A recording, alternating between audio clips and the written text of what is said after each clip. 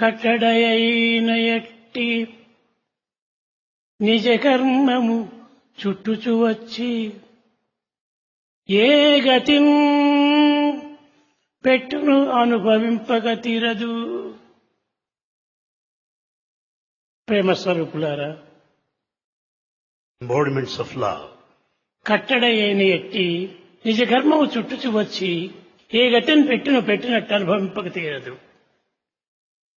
The principle and the code that has been laid before us has got to be followed and adopted in true spirit, failing which one has to necessarily face the consequence.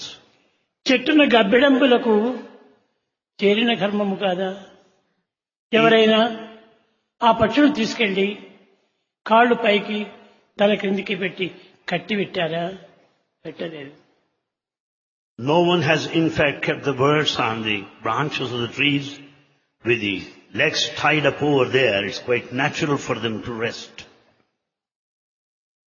విద్యార్థులారా, Students, కర్మమునకు కాళ్ళు లేవు, కర్మమునకు నేత్రములు లేవు, కర్మమునకు నోరు లేదు. అట్టిదే మానవుడు అనుభవించేటువంటి కర్మ. action has no legs, the eyes, nor the mouth. So is the case with the human action. ప్రేమపూరితమైనటువంటి దైవాజ్ఞను ఉల్లంఘించుట ఎవరి తరం కాదు. It's not possible for anybody to transcend or disobey the divine command. దీనిని బట్టి ఎవరి కర్మ వారిది అని ప్రాచీనులు చెప్తూ వచ్చారు. Basing on this, the ancients said that one has to face the consequences of the destiny.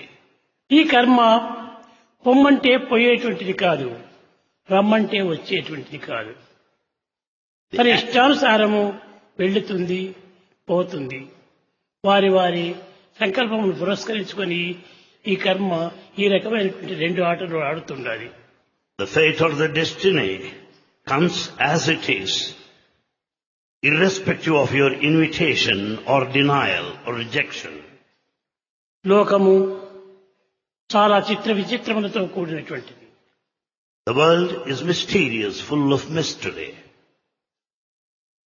లోకము పాంచభౌతికము. We see the five senses.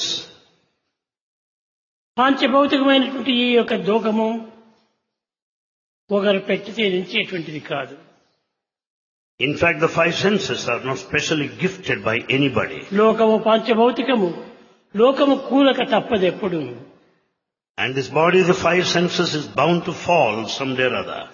లోకి నిరామయుండు, But the indweller is permanent. కనుగొమ్మిక ఈ లోకమునకు ఏమాత్రం కూడాను చలనం కలిగేటువంటిది కాదు. Understand this, the main principle, the indweller has no movement whatsoever. ప్రేమ స్వరూపులారా, Embodiments of love. దైవం యొక్క చిత్రములు విచిత్రములుగా ఉంటుంటాయి. The actions of God are ununderstandable, mysterious. లేనిది కనిపిస్తుంది, కనిపించేది లేకుండా పోతుంది. That what is apparent becomes non-apparent. ఇట్టి చిత్ర విచిత్రములతో కూడినటువంటి లోకమును ఎవరు నమ్మగలరు? How can you understand this world full of mystery, inexplicable? ఈ పాంచభౌతికమైనటువంటి దేహమును ఎవరు నిలుపగలరు? Who can continue to keep up this body of senses forever? కానీ అది నిలిచినంత కాలము నిలుస్తుంది, తక్షణమే వెళ్ళిపోతుంది. It survives so long it should, as it is designed, but it's bound to fall later. ఇది ఒకరి ఆజ్ఞను పురస్కరించుకొని నడచదు. It does not proceed or respond according to the whims and ఇది fancies of కేవలము anybody. వచ్చే సమయంలోనే వ్రాత పెట్టినటువంటిది. And in fact, it has been decided from the time of birth itself. ఇట్టి జగత్తు యొక్క సమృష్టిని మానవుడు నిర్ణయించడము వీలు కాదు. It's not possible for man to explain or comprehend the design of this universe. ఒక్కొక్కరికి ఒక్కొక్క విధమైనటువంటి అనుభూతులు కలుగుతూ ఉంటాయి. Each one has his own experience. తలకెందుకు గట్టిగా ఎవరైనా ఆ చెట్టును గబ్బిడములకు Can anyone explain what is actually happening there in that particular tree? Bats The bats over there. ఒక్క నిమిషం వస్తాయి, తక్షణమే తల క్రిందికి వేస్తాయి, కాళ్ళు పైకి పెట్టుకుని నిలుచుకుంటాయి. Bats reach over there with their bodies turned upside down, with their legs up. దీనికి కాలమే లేదు. There's no reason behind this. ఇట్టి సృష్టి యొక్క జగత్తుకు, సృష్టి యొక్క చిత్రములకు ఎవరు సాక్షి? Who is the witness to all that has been mysteriously happening in this world? దీనికి ఎవరు సాక్ష్యం లేరు. Nobody can bear witness to this. ఎప్పుడెప్పుడు ఏ ఏ కర్మలు ఏ ఏ ప్రదేశమునందు ఎవరెవరు ఏ విధంగా చేయాలనో ఆ విధంగా చేయక తప్పదు. Each one has to act at a particular given place, in a particular pattern as decided or preordained. కనుక ఇది మానవుడు తాను నిర్మించుకున్నటువంటి యొక్క ఇది కాదు. Therefore, it is not man's making. కేవలం అన్ని కూడాను దైవాజ్ఞను పురస్కరించుకుని జరుగుతూ ఉంటుండాలి. All things happen as per God's will. దైవం యొక్క ఆజ్ఞను శిరసావహించటమే మానవుల యొక్క ప్రధానమైనటువంటి కర్తవ్యము. Man's main responsibility lies in being obedient to God's command. బహిర్ముఖంగానో అంతర్ముఖంగానో తన సంకల్ప ప్రభావం చేత అన్ని జరుగుతూ ఉంటుంటాయి. Either externally or internally, things happen as per God's will. కనుక దైవాజ్ఞను ఎవరు ఏ విధంగా చెప్పినప్పటికీ మనము దాన్ని నమ్మటకు వీలు లేదు. People may say in any way, but none can disobey God's command. కనుక దైవాజ్ఞను శిరసావహించి నడచవలసిందే తప్ప దీనికి మధ్యలో ఏమైనా కామానో పులిస్టాపో పెట్టడానికి వీలు కాదు. So one has to follow God's command in toto. You cannot put a comma or a full stop there. ఇటు చిత్ర విచిత్రములైనటువంటి యొక్క దైవ సృష్టి ఈనాడు ఎవరు కూడాను అర్థం చేసుకోవటం లేదు. No one is making an attempt today to understand the mysterious nature of the divinity కానీ today. గొప్ప సైంటిస్ట్ అంతా కూడాను మేము అర్థం చేసుకున్నామని వాక్ద్వారంతో చెప్తున్నారే గాని అనుభవంతో వారికి లేదు. Eminent scientists declare as if they have known verbally, not out of their experience. ప్రపంచమునందు ఎన్ని విధములైనటువంటి చర్యలు చూచినప్పటికీ అన్నింటి ఎందుకును అన్ని రకములైనటువంటి చిత్ర విచిత్రములే ఉన్నాయి. In every aspect, in total, you find so many peculiar things happening. చిత్రంబులు Peculiar లోక విచిత్రంబులు and mysterious. మెల్లగా చూస్తే చిత్రము అచిత్రంగా పడిపోతున్నాయి. If you observe in reality that what you see is not true, ప్రేమ స్వరూపులారా, embodiments of love. దైవాజ్ఞను మాత్రము ఒకరు అవునని ఒకరు కాదని వాదించుటకు వీలు కాదు.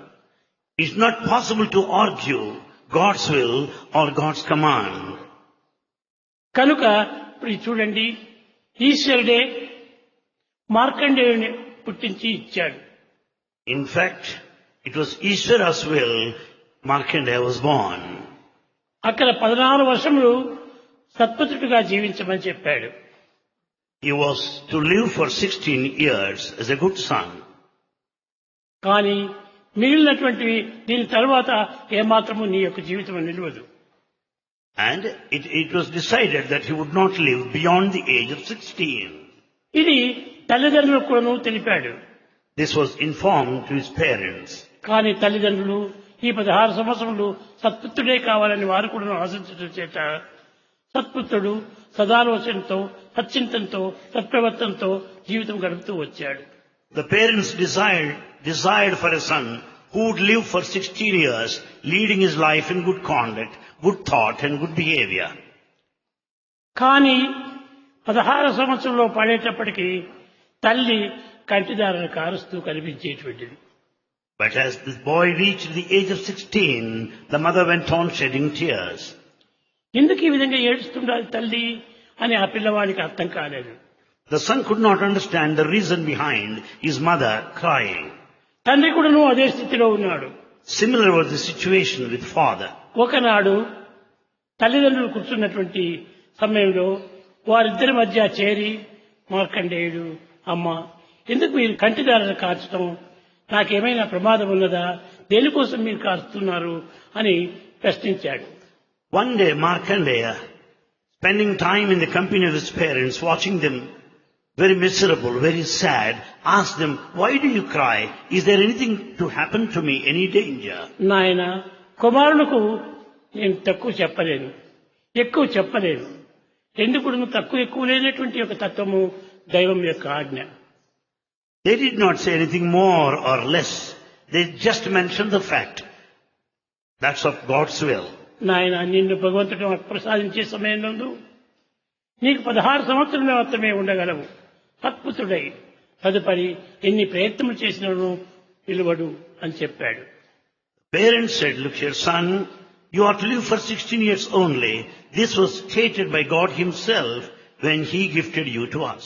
కుమారుడికి చాలా ఆశ్చర్యం వేసింది. ఇంతకాలము నాకెందుకు చెప్పలేదు? కుమారుడికి దాచిపెట్టేటువంటి తల్లిదండ్రులు కూడాను లోకంలో ఉన్నారా? The boy was very much surprised. Why did you not tell me before? Do you find parents hiding certain secrets like this? సరే, నేటికైనా నువ్వు దీని యొక్క గుట్టును నాకు బట్టవేడి చేశారు. And at least today you chose to tell me. ఆనాటి నుంచి కాలంను వ్యర్థం చేయకూడదని, కాలం పవిత్రమైనటువంటిదని, కాలం భగవత్ స్వరూపుడని తాను గుర్తించాడు. He realized full well that the time is most precious and divine. తెల్లవారు He didn't waste లేచి time. స్నానం చేయటము, ఈశ్వరుని దగ్గర పోవటము, అక్కడ కూర్చొని నమశివాయ నమశివాయ నమశివాయ నమశివాయ అని పంచాక్షరులు ఉచ్చరిస్తూ వచ్చాడు. After getting up from bed, after taking his bath, he used to spend time in the temple repeating God's name, Namah Shivaya. దేనికోసం నీవు చింతిస్తున్నావు అని తనకే తెలియదు. In fact, he doesn't know the main reason behind his prayer. ఈ చింతనే నా యొక్క ప్రధానమైనటువంటి లక్ష్యము. Thinking of God is my chief purpose in నేను life. కేవలం ఫలితం నిమిత్తమై నేను ప్రార్థించలేదు. I am not praying expecting anything. ఏ ఫలితము నాకు అక్కర్లేదు. I don't expect anything నిన్ను out of this. చింతించడమే నా కర్తవ్యము To think of God is my main duty. అని తాను పట్టుబట్టాడు. So saying, he determined to repeat God's రేపటి name. దినమునకు 16 సంవత్సరం నిండిపోతుంది. And he was to complete 16 years the following day. కనుక తాను ఇంటికి కూడా పోలేదు. He didn't go home on that day. తల్లిదండ్రులు కంటిదారులు కార్చుకుంటూ తలుపు దగ్గర కూర్చున్నారు. Instead, parents crying, they came close to the door and sat there. ఏ నిమిషంలో ఎట్టి ప్రమాదం కలుగుతుందో అని వారు చింతిస్తూ ఉన్నారు. They were feeling so sad because the end may come at any moment of time. సరే, దైవాజ్ఞ జరగక తప్పదు కదా. God's will is sure to happen. దానికి 16 సంవత్సరం నిండిన కాలం వచ్చింది, పడిపోయాడు. He completed 16 years, he fell down. అయ్యో, ఇంకా పోయినాడు కదా అని తల్లిదండ్రులు బాధపడుతూ వచ్చారు. The parents were feeling so sad because they lost their son. ఇక్కడ బాహ్యంగా ఈ రకమైనటువంటి బాధపడుతుంటే అంతర్బాహ్యంగా ఆ పిల్లవాడి యొక్క జీవుడు ఈశ్వరుని దగ్గర చేరాడు. As this was happening in the external world, the parents feeling so sad for the demise of the ఈ son. పిల్లవాడికి సంభాషణ జరుగుతూ ఉండాలి. The soul of the body of the boy went to God and there was discussion. ఆ discussion లోపల, నాయన నీ యొక్క ప్రేమను నేను పులకించుకొని ఇన్ని విధములుగా నేను ఆలోచిస్తున్నాను. And there in the discussion it was revealed to the boy that he could continue so long because of his love for ఈనాటికి God. మా ఆజ్ఞానుసారంగా నీ 16 సంవత్సరం నిండింది. You have completed 16 years as was declared నీవు earlier. సంతోషంగా నా దగ్గరికి వచ్చావు. You reached me happily. కాబట్టి ఇప్పుడు నేనేం చేసేది What is to be done now? అని యోచిస్తూ ఉండగా పార్వతి వచ్చింది.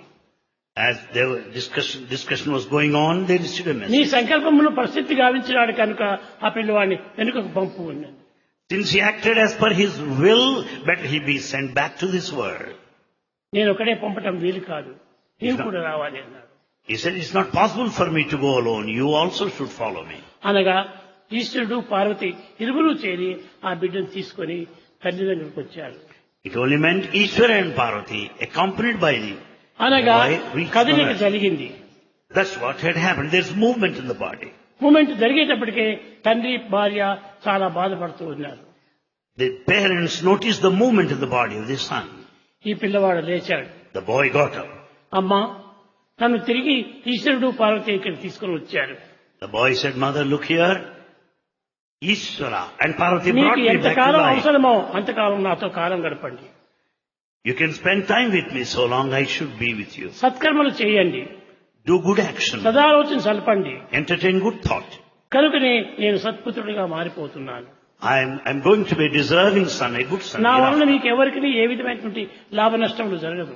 In fact, you are not going to suffer any loss because of నువ్వు me. నేను ఎప్పటికీ నీ బాధ పెట్టను I will never put you to suffering or misery any అని time. లేచి తల్లిదండ్రులకు నమస్కరించి He got up and paid his obeisance to his parents. ఆ తల్లిదండ్రులను వెంట పెట్టుకుని ఇంటికి వచ్చి చేరాడు. Accompanied by his parents, he reached home. అయ్యో, మరణించినటువంటి ఓ మార్కండేయుడు తిరిగి జీవితం వచ్చింది అని అందరు ఊరి వారందరూ ఆశ్చర్యపడుతూ వచ్చారు. All the inhabitants in the town could come to know that Markandeya is brought back to life, resurrected. అప్పుడు ఈ పిల్లవాడు జరిగిందంతా కూడాను ఈ బాహ్య లోకం నందు, ఆ దివ్యమైనటువంటి లోకం నందు ఏమేమి సంభాషణ జరిగిందో ఈశ్వరునికి తనకు తగినటువంటి సంభాషణ సారాంశమును చెప్పాడు. The boy explained clearly to his parents the kind of discussion that took place between him, Ishvara and Parvati. ఈ విధంగా మానవులకు దైవం ఏ విధంగా సహాయం చేస్తాడంటే ప్రార్థనల వల్ల కాదు. How God helps the humanity. అంతర్భావం పరిశుద్ధంగా ఉండినప్పుడే ఈ విధమైనటువంటి సంకల్పం మారుతూ ఉంటాయి. God responds not merely by the prayers you offer, the internal feelings, the spirit behind it. ఈ మార్కండేయుడు ఏ విధమైనటువంటి కోరిక కోరలేదు. Markandeya didn't ask for anything. నాకు ఇచ్చినటువంటి ఈ కాలంను సద్వినియోగం చేసుకుంటున్నాను. He only determined to make the best use of the time given to ఇది him. నా యొక్క సంకల్పము. This is my determination. he కనుక declared. ఈ సంకల్పమును ప్రసిద్ధి గావించుకునేటానికి తగినటువంటి కర్మలు ఆచరించడమే భక్తులు చేయవలసినటువంటి కర్తవ్యము. Therefore the main duty of a devotee is to have the rightful thought and rightful action. అప్పటి నుంచి మార్కండేయుడు చిరంజీవిగా బ్రతుకుతూ వచ్చాడు. And Markandeya is immortal, Chiranjeevi. తల్లిదండ్రులకు ఆనందాన్ని అందిస్తూ వచ్చాడు. And he gave them joy to his parents. కనుక దైవం ఏ విధంగా మారుతుంటాదంటే దైవం సంకల్పం మారదు. God's will never change. ఆ సంకల్పం జరుగుతూనే ఉంటుంటాది. God's will happen. కానీ భక్తుని యొక్క ప్రసిద్ధమైనటువంటి యొక్క ఆ ప్రార్థన వల్లనే తనకు అన్ని మార్పులు జరుగుతుంటాయి. However, the fervent, incessant prayers of the devotee will certainly bring any change భగవంతుని యొక్క in God's design. భక్తుల యొక్క ప్రార్థనల చేతనే నయమవుతుంటాయి. The God's will also changes in response to the prayers of the devotees. దైవాన్ని కూడా మార్చగలిగినటువంటి శక్తి భక్తులు యందు ఉంటున్నది. A devotee has got all the latent power in him to change even God. భక్తి అనగా కేవలం ఒట్టి మాటలు కాదు, ప్రార్థనతో మాత్రమే జరిగేటువంటి కాదు. Devotion is not merely vocal exercise or verbal. It should be full of feeling and sentiment. 11వ శతాబ్దం లోపల In the 11th century, Kerala దేశం లోపల in the state of Kerala, శంకరాచార్యుల వారు పుట్టారు. Adi Shankara took birth there. ఆయన పుట్టి ప్రపంచంలో ప్రతి మానవునకును దైవం యొక్క సంకల్పాన్ని బోధించాలి అనే ఉద్దేశంతో సర్వశాస్త్రముల యొక్క పరిసారము చాటుతూ వచ్చాడు. Adi Shankara publicized the Vedic dicta to everybody, the truths of all sacred texts. కానీ అంతటి శంకరాచార్యుల వారు 32 సంవత్సరం వరకు మాత్రమే బ్రతికాడు. Adi Shankara lived for 32 years only తర్వాత ఆ దేహాన్ని వదిలాడు.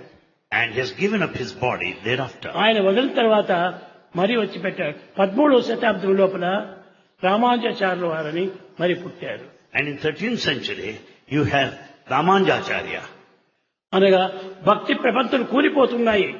మానవుని యందు భక్తి అనేటువంటిది శూన్యమైపోతుండాలి. భగవంతుని చింతనే లేకుండా పోతుండాలి. దాన్ని నేను నిలబెట్టాలి అని భగవంతుని యొక్క నామస్మరణ ప్రపంచములకు బోధించడానికి వచ్చాడు. Ramanujacharya came down on earth, noticing the conditions prevalent at the time, that the devotion is on the decline. ఈ People విధంగా start thinking బోధిస్తూ of God. వచ్చేటప్పటికి ప్రజల లోపల ఒక విధమైనటువంటి భక్తి ప్రపత్తులు అభివృద్ధి అవుతూ వచ్చాయి. And that Ramanujacharya's teachings was responsible for the devotion which was growing more and more among the society. మరి 14వ శతాబ్దం లోపల In the 14th century, మధ్వాచార్యులు వచ్చారు. Madhvacharya came. అనగా ఇతను జీవుడు దేవుడు ఇద్దరు ఒకటే అనేటువంటి బోధన చేస్తూ వచ్చాడు. And he taught the principles of the individual and the cosmic. జీవుడు వేరు దేవుడు వేరు కాదని చెప్తూ And వచ్చాడు. he said that the individual and the universal soul are not separate. ఇరువురి యందు ఉన్నటువంటిది ఒకే ఆత్మతత్వమే. In fact, it is only the same spirit present in both. సర్వజీవుని యందు కలిగేటువంటిది ఆత్మతత్వం ఒకటే. It is only the spirit of the self present in all of the beings. అందరి యందు ఉన్నటువంటిది అది ఒక్కటే ఈశ్వరత్వం. It is only the divinity that is present in everyone. ఈ ఈశ్వరత్వం అనగా ఏమిటి మీరు? What is this divinity? అనగా ప్రపంచం లోపల ఈశ్వరత్వం అనేటువంటిది సాక్షాత్ కల్పితమని కాదు, అది సహజ సిద్ధంగా వచ్చేసేస్తుంటారు. The divine principle is natural, is not artificial. రాముడు అంటే ఒక శరీరధారి అయి వస్తున్నాడు. If you think of Rama, you know he has a form. కృష్ణుడు అంటే అతను కూడా ఒక శరీరధారి అయి వస్తున్నాడు. Krishna also has a definite form. ఈ విధంగా అన్ని దేహములు కూడాను ఆయా అవతారములు పురస్కరించుకొని వస్తూ వచ్చాయి. Every incarnation has a specific form. కానీ ఈశ్వరత్వం ఎట్లా వస్తుంది? Then how do you expect Ishwaratva? ఈశ్వరత్వం అంటే ఏమిటి? What do you mean by Ishwaratva? తన యొక్క సత్యతత్వమే ఈశ్వరత్వము. The truth is divine. అనగా మూడింటి యొక్క ఏకత్వం కూడా అక్కడే ఉంటుండాలి. Meaning the combination of all సృష్టి the స్థితి లయములు the creation, sustenance and దీన్ని annihilation. పురస్కరించుకొని ఒక విధమైనటువంటి పండితులు దానికి ఒక లింగాకారంగా చూపిస్తూ వచ్చారు. And the scholars gave it a specific name and a form to these three అనగా aspects. ఈ విధంగా వచ్చి ఇది ముందుకు వస్తుంది, దీనిపైన లింగాకారం వస్తుంది, అనగా ఏ రూపము లేకుండా వచ్చేస్తుంది ఇటు. The Lingakara has no form as it is. అంటే లింగాకారం అంటే మీకు తెలిసినా? You know what is Linga, the form of Linga? లింగాకారం అనగా ఒక విధమైనటువంటి లింగం చూస్తుంటుంటారు. You see Linga every day. ఒకవేళ పోవడానికి దారి ఉంటుంటుంది. And you find the horizontal plane on one side. పైన లింగమునకు ఎట్టి ఆకారము ఉండదు. The Linga above that has no different form. దీనిని పురస్కరించుకొని ఇది నీకు శివలింగము అన్నారు. That we call it Sivalinga. Bhagavan materialized Sivalinga, what he is speaking about it right now. You find the horizontal Panavata and upward Sivalinga, which has no definite form over there. ఇట్టి దైవత్వాన్ని చింతించమని ఆ తల్లిదండ్రులకు ఆ కుమారుడికి బోధించాడు. And this son Markandeya told both of his parents to worship Sivalinga of బోధించి this knowledge. ఇలాంటి దాన్ని ఒకటి తీసి ఆ తల్లిదండ్రులకు ఇచ్చాడు. And in fact he presented that linga to his parents. ఆ లింగాకారాన్ని పూజిస్తూ 100 సంవత్సరాలు పూర్తి తాను కుమారుణ్ణి బ్రతికించుకున్నాను. And he lived for 100 years worshipping that linga. ఇట్టి పవిత్రమైన దివ్యశక్తికి ఎవరు ఏ విధంగా మార్చగలరు? Who can decide or estimate the divine power? ఈ ఆత్మతత్వం అనేటువంటిది ఈ విధంగా చలించేటువంటిది కాదు. This self, ఎప్పటికీ ఏది It's తలుచుకుంటే అక్కడ ఆ రూపం తాలుస్తుంది. well, it will assume any form as it decides. తదుపరి ఈ మధ్వాచార్యం లోపల, రామానుజాచార్య లోపల, శంకరాచార్యులకు ముగ్గురి యందు ఉన్నటువంటి శక్తి ఒక్కటే. In fact, the same divinity, divine principle is present among all the three of the preceptors, Madhvacharya, అందరి Ramanujacharya యందు కూడా and ఆత్మతత్వం Shankaracharya. ఒక్కటే. The spirit of the self is one and the same. ఈ ఆత్మతత్వం అనగా ఇది ఆత్మతత్వం. Bhagavan tells us this is Atma Tattva, the linga. ఈ ఆత్మతత్వం మధ్య లోపల ఒక విధమైనటువంటి సృష్టి జరుగుతుంది. And there we find the linga over there, which symbolizes the spirit of self. ఆ లింగాకారమైనటువంటిది ఎట్లా ఉంటుంటారంటే ఇది ఏ విధంగా ఒకదానితో ఒకటి సంబంధం లేకుండా ఉండదు, అన్ని ఒకటిగానే ఉంటుంటాయి. The Sivalinga is not anyway unrelated. It is related and associated. ప్రత్యేకంగా ఉండడానికి వీలు కాదు. It is not apart, separate. కనుకనే ఆనాటి నుంచి జగత్తు లోపల సర్వ మానవులు ఎందుకును దైవత్వము అనేటువంటి భక్తి పెరుగుతూ వచ్చింది. Since that time you find the devotion on the rise since that day. అట్టి లింగాకారం చేతనే దైవత్వం ఏకత్వంగా పోని It is only linga that speaks of the oneness. మానవులంతా ఏదో కల్పించుకొని పూజ చేసుకునేటువంటి కృత్రిమైనటువంటి కాదు. It is not the form which is made by man that we worship. No. ఇది కృత్రిమమైనటువంటి కాకుండా సాక్షాత్ ఆకారంగా వచ్చేస్తుంది. It is a direct manifestation of the divine. ఇట్టి పవిత్రమైనటువంటి శ్రీచరితాన్ని That sacred principle of divinity, ఆనాడు Markandeya, that day Markandeya Mrikandu అనగా వాడి తండ్రి పేరు, and the father Mrukanda, వారందరూ కూడాను దైవత్వాన్ని ఈ రకంగా దీంతో పూజిస్తూ వచ్చారు. they worship God in the form of linga. ఈ లింగం అనేటువంటి ఒక విధమైనటువంటి లింగము అనగా సూక్ష్మమైనటువంటి శరీరం. Linga means the subtle form. సూక్ష్మము, స్థూలము, అతి సూక్ష్మము. The gross, the subtle and the causal, the three aspects. కనుకనే అతి సూక్ష్మమైనటువంటిది లోపల, The subtlest is within. సూక్ష్మమైనటువంటిది హృదయం లోపల, The subtle form is in the heart. బాహ్యమైనటువంటిది ఇట్టి ఆకారం. The form that you see is the gross one. దైవం అన్నిటి ఎందుకు ఒక్కడే ఉంటున్నాడు. Same God is present in all the three levels. అది ఏ నిజమైనటువంటి భౌతిక ఆకారము. So what we see is the physical form. ఈ ఫిజికల్ ఫామ్ ను ఎట్టిగా మనం చూపించాలంటే మనం చేసి చూపించాలి. The physical form can be worshipped by acting.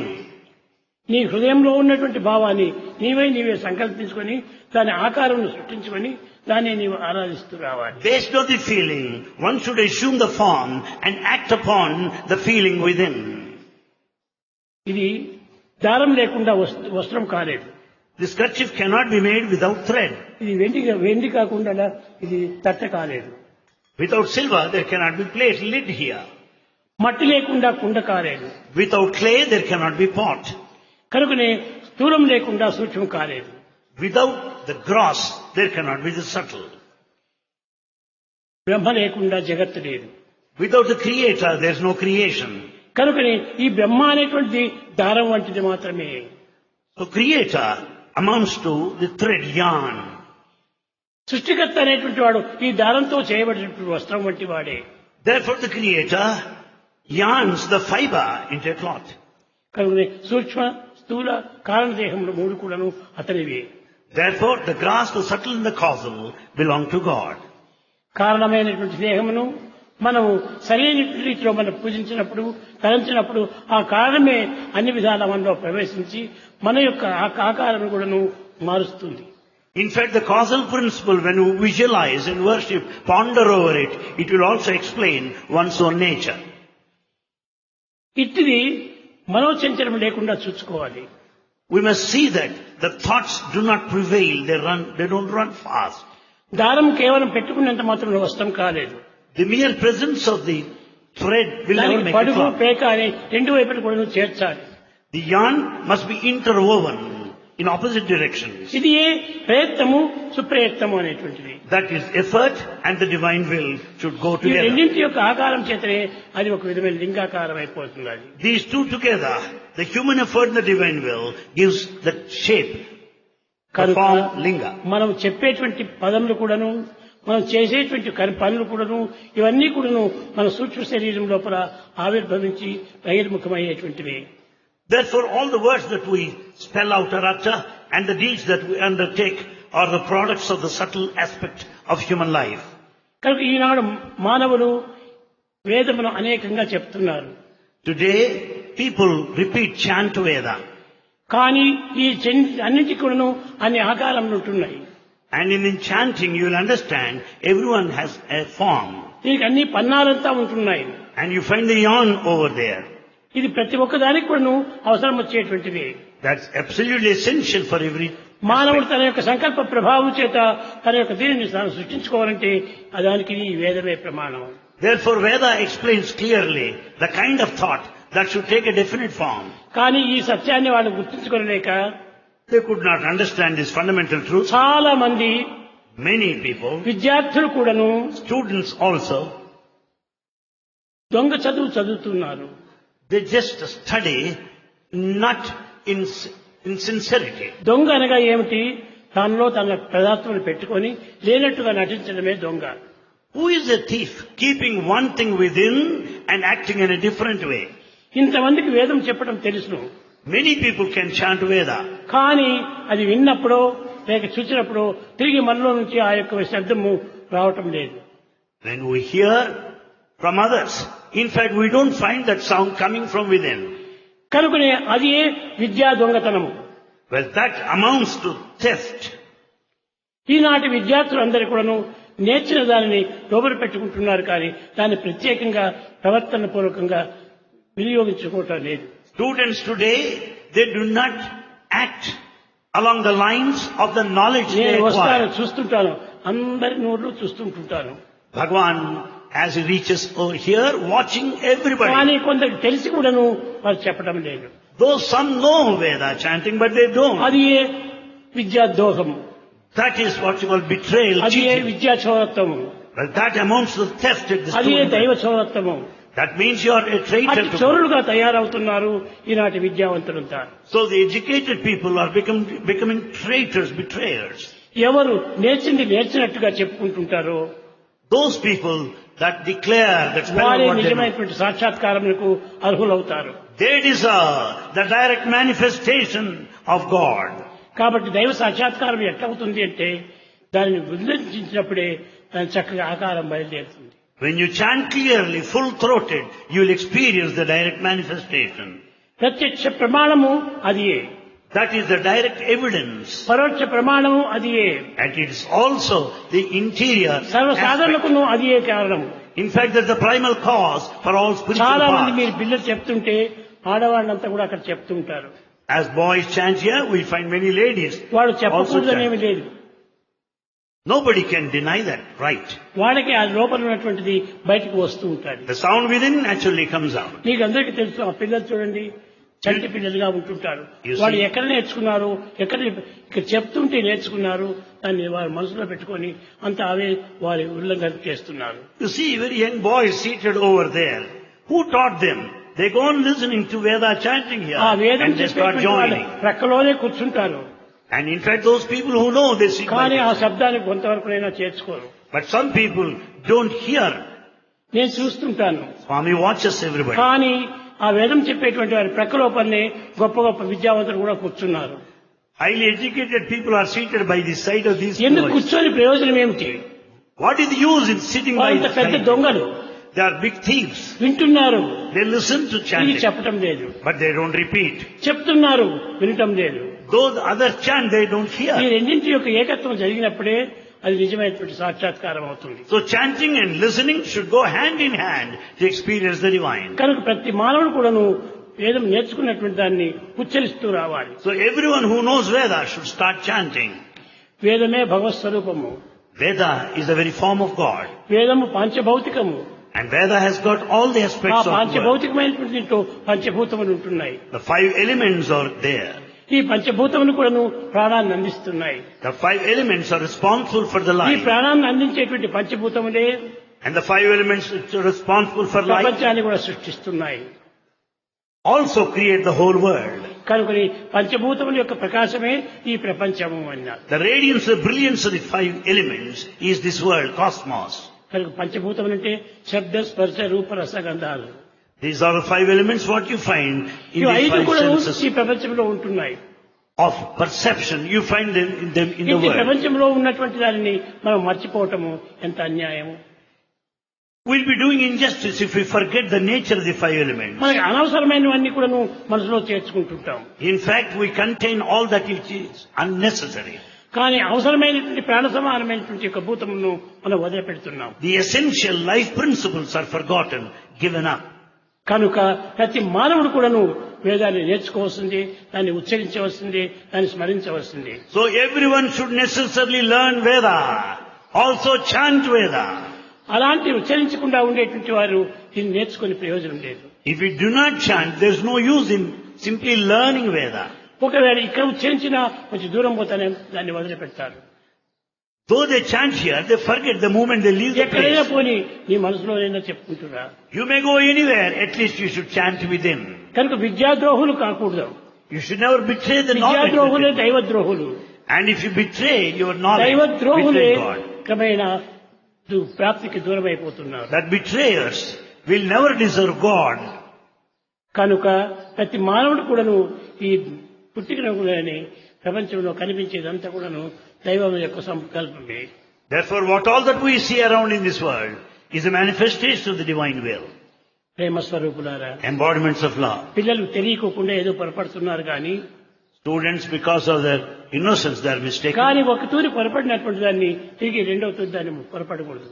Then once you know it's a mistake, you should not repeat it. ఈనాడు విన్నటువంటిది రేపటి నుంచి మీరు కూడా ఉచ్చరించాలి.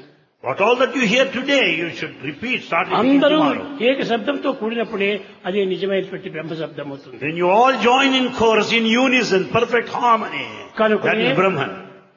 వేదాహ వేదం పురుషం మహాంతం The God is mighty, ఆదిత్యవర్ణం తమసః పరస్తాత్. is pure white beyond the darkness. ఈ వేదము యొక్క శబ్దము Sound of Veda, అది ఎంతనో పవిత్రమైనటువంటిది. it is highly sacred.